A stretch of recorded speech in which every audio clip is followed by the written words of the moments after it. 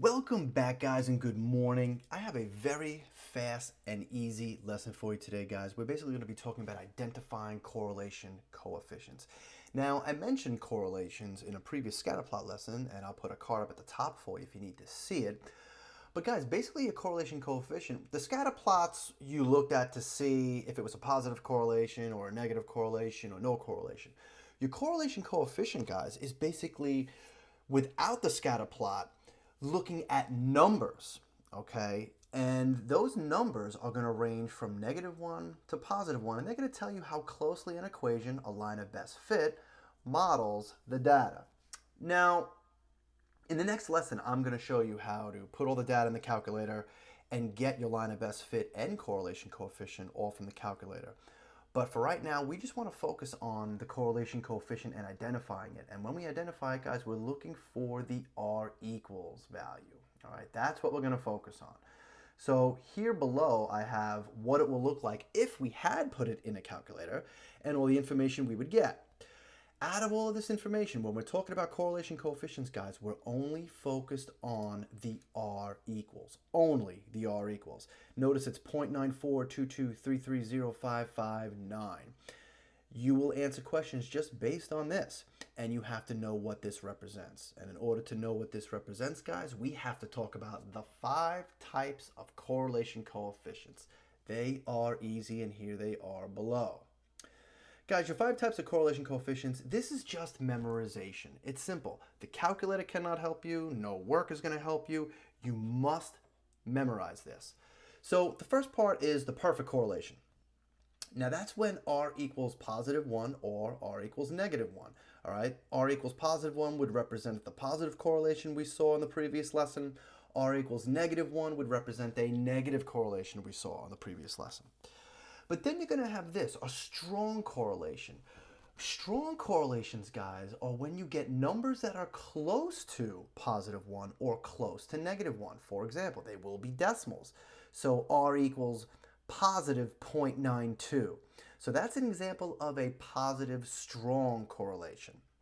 Or you could get R equals -0.95.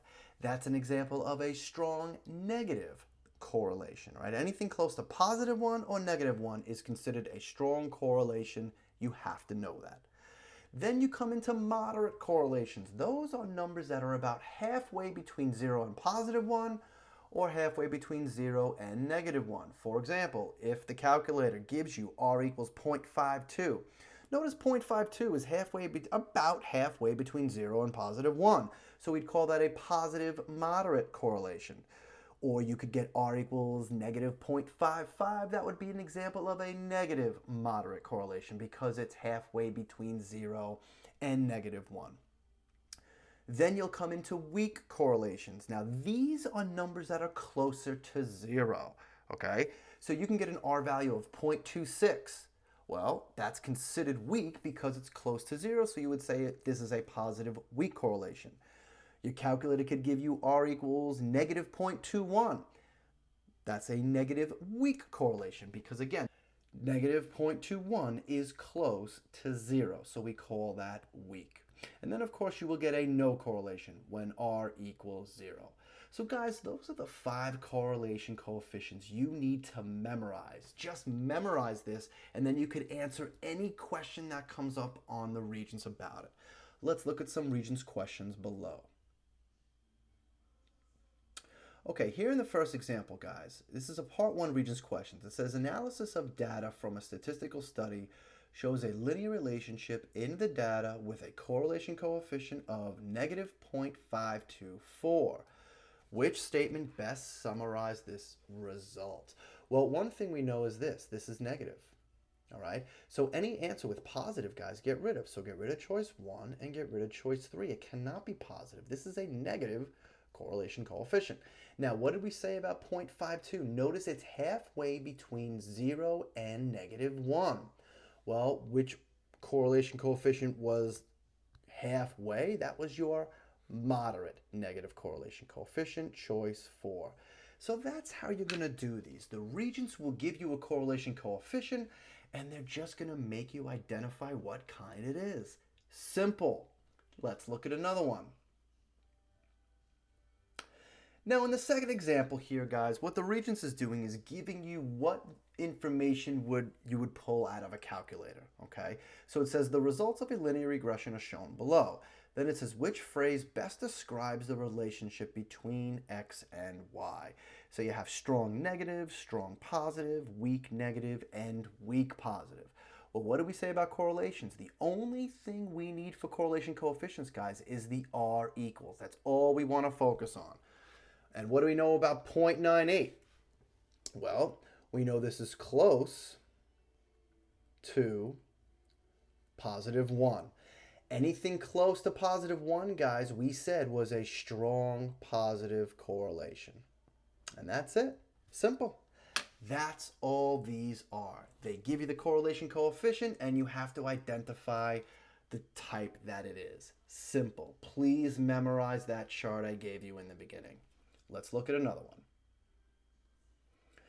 In the third example here, it's pretty straightforward. It says Wilma recorded data and used her graphing calculator to find the equation for the line of best fit.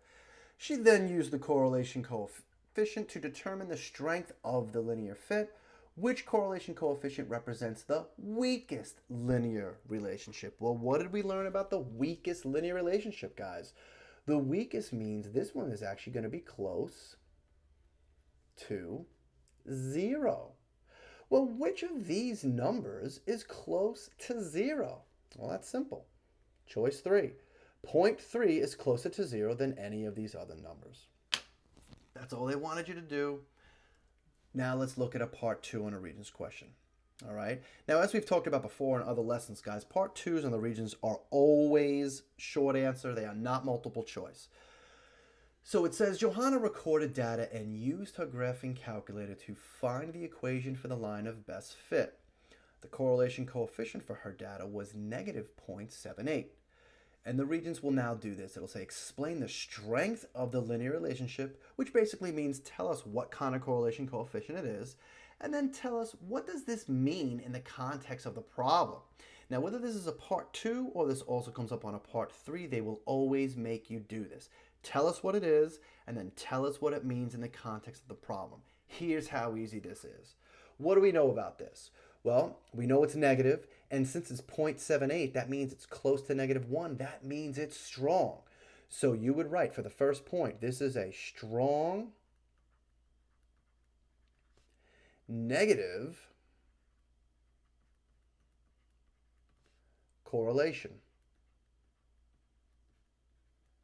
Now for the second point, just tell me why. Well, you would say because negative 0.78 is close to negative 1. Guys, that's all you have to do for correlation coefficients, okay? They come up on the Regents all the time. They're very simple. By memorizing the chart I gave you, all you have to do is identify what type they are. You get it right, and you move on. I mean, that's pretty much it, guys. Comment below on what you liked, what you didn't like, or what you'd want to see. If you have any questions on this lesson or any other lesson, please email me at bwritingcihs@yahoo.com. Definitely download the worksheet of the notes that go along with this. Please subscribe, like, and share. And as always, guys, I appreciate you watching. Thank you very much. More importantly than this lesson, guys, please continue to, you and your families, please continue to stay safe, and I will see you on the next video lesson.